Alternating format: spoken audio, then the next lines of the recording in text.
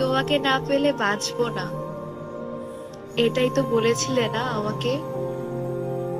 তাহলে কিভাবে 4 দিন আগে বিয়ে করে ক্যাপশন দিলে, এভাবেই বাঁচতে চাই তোমার সাথে 100 বছর?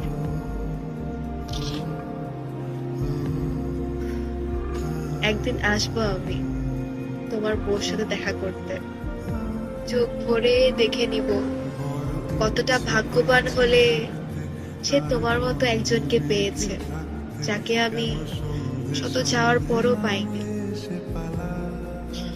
সেদিন হয়তো তোমার বাচ্চারা আমাকে আন্টি ডাকবে,